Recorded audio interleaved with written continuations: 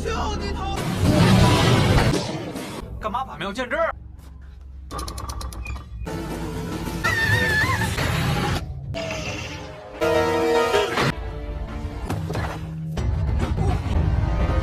？Cerita dimulai menceritakan seorang pemuda bernama Hubei.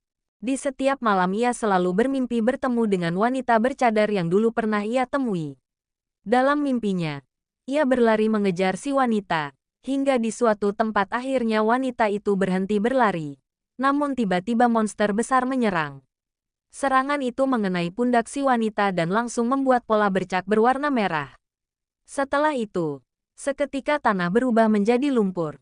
Hubei berusaha keras menarik wanita itu. Namun sayangnya wanita itu lenyap termakan lumpur hisap. Di pagi harinya, ketika terbangun ia mengajak temannya yang bernama Fatiwang untuk menyelamatkan teman mereka. Mereka pergi ke rumah tuan penjual barang antik untuk bernegosiasi. Temannya yang bernama Dajin harus disandera karena telah merusak barang berharga sang tuan. Sebagai pertukaran, Hubei dan Fatiwang harus menggantikannya dengan sebuah naskah kuno yang berada di kuburan dekat pegunungan Qinling. Benda itu hanya menjadi pembicaraan selama 1 dekade, tanpa ada seorang pun yang pernah melihatnya. Meski pegunungan Qinling dikenal sebagai gunung harta karun, monster telah mengelilingi dan menjaga wilayah tersebut selama bertahun-tahun. Di gerbang pegunungan itu saja sudah sangat berbahaya karena dihuni monster yang sangat mengerikan. Sementara di dalamnya banyak perangkap yang mematikan dan telah memakan ribuan korban. Meskipun begitu, menurut sejarah, ada sebuah pasar yang pernah menjual peta ke tempat itu. Pasar itu bernama Pasar Hantu. Tanpa pikir panjang, Hubei dan 2 temannya langsung pergi untuk mencarinya. Pasar Hantu adalah pasar yang telah ada sejak 100 tahun lalu dan hanya buka ketika malam hari. Konon ceritanya siapapun yang telah membeli barang di tempat itu tidak akan bisa kembali, kecuali dalam keadaan mati. Setelah berkeliling, akhirnya mereka datang di suatu toko. Perdebatan terjadi karena penjaga toko itu mempersulit Hubei dan temannya. Namun, setelah itu pemilik toko keluar untuk menawarkan sesuatu. Melihat wanita itu, Hubei sangat terkejut karena wanita itu adalah wanita yang selalu muncul dalam mimpinya. Wanita pemilik toko mengatakan bahwa ia akan memberikan peta itu dengan syarat dirinya harus ikut dalam pencarian naskah kuno. Akhirnya Hubei dan 2 temannya setuju dan perjalanan mereka dimulai. Untuk sampai di tujuan, mau tidak mau mereka harus melintasi sungai.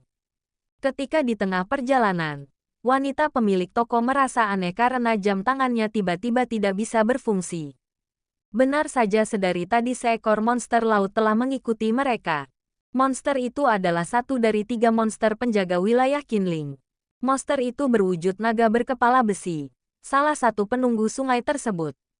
Semua orang bersiap mengambil senjata dan bersiap untuk bertempur. Perlawanan semakin sengit ketika monster itu berhasil merusak kapal dan berhasil naik. Ia adalah monster yang sangat besar.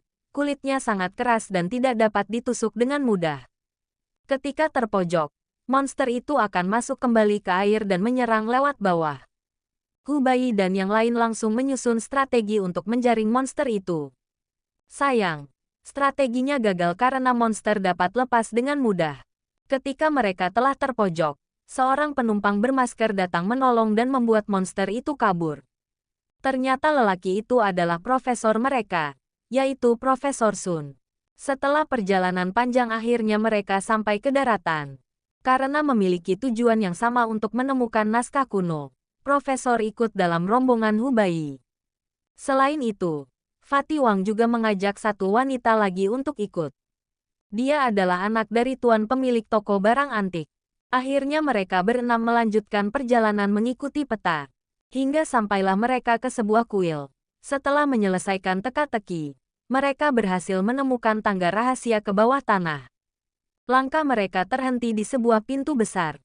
Hubei berusaha dengan perlahan membuka pintu yang terkunci itu. Sementara teman yang lain berjaga apabila perangkap tiba-tiba keluar. Setelah berusaha akhirnya pintu terbuka. Di dalamnya adalah sebuah hamparan es yang membeku.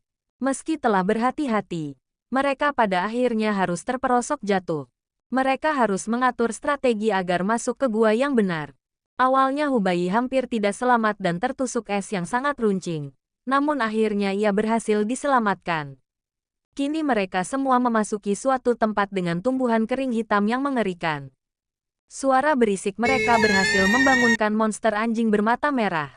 Setelah mencari akhirnya mereka menemukan sebuah lantai. Namun sayangnya terkunci. Di sini lain, puluhan monster anjing telah terbangun dan mendatangi mereka dengan penuh kemarahan. Kini mereka telah dikerubung oleh ratusan monster anjing dengan satu induk monster. Ketika induk monster telah memberikan aba-aba, semua monster lainnya langsung menyerang. Menyadari bahwa mereka kalah jumlah, satu-satunya pilihan adalah menaiki akar pohon untuk menyelamatkan diri. Sayangnya akar pohon itu terlalu rentan dan membuat mereka jatuh. Saat itu juga cahaya matahari masuk dan membuat monster-monster terbakar. Mereka menyadari bahwa kelemahan monster itu adalah cahaya matahari. Itu artinya mereka hanya punya kesempatan yang sebentar sebelum matahari terbenam. Namun, ketika semua orang berhasil naik, Hubai terperangkap karena sinar matahari telah tertutup awan. Dengan bantuan teman-temannya akhirnya ia bisa naik. Tapi sebelum itu, induk monster telah berhasil menggigit kakinya. Karena hari mulai gelap, mereka mencari penginapan terdekat untuk bermalam. Wanita pemilik toko mengobati luka Hubai. Namun ia sangat kaget ketika melihat di pundak Hubai muncul tanda kutukan seperti yang ia miliki. Lalu ia menceritakan bahwa dulu ketika nenek moyangnya melakukan perjalanan, mereka salah memasuki gua. Ternyata gua yang mereka masuki adalah gua hantu. Akibatnya mereka dan anak turunnya mendapat kutukan. Tanda kutukan itu muncul di pundak kanan. Siapapun orang yang mendapat kutukan maka ia tidak akan bisa bertahan hingga usia 50 tahun. Sejarah mengatakan bahwa cara memutus kutukan itu terdapat di naskah kuno. Setelah mendengar itu, mereka mulai berdebat antara melanjutkan perjalanan atau tidak. Hingga akhirnya mereka sepakat untuk melanjutkannya bersama. Hidup mati akan mereka tanggung bersama. Mereka mulai menyusun strategi untuk kembali ke tempat di mana monster anjing berada dan membuka kunci. Setelah menyusun strategi yang matang, akhirnya mereka bisa kembali dan membuka lantai yang terkunci. Ternyata di lantai bawah ini penuh dengan perangkap yang mengerikan. Akibat salah langkah, satu demi satu perangkap mulai keluar. Sementara di setiap pojok tempat itu terdapat monster yang diam-diam bersembunyi.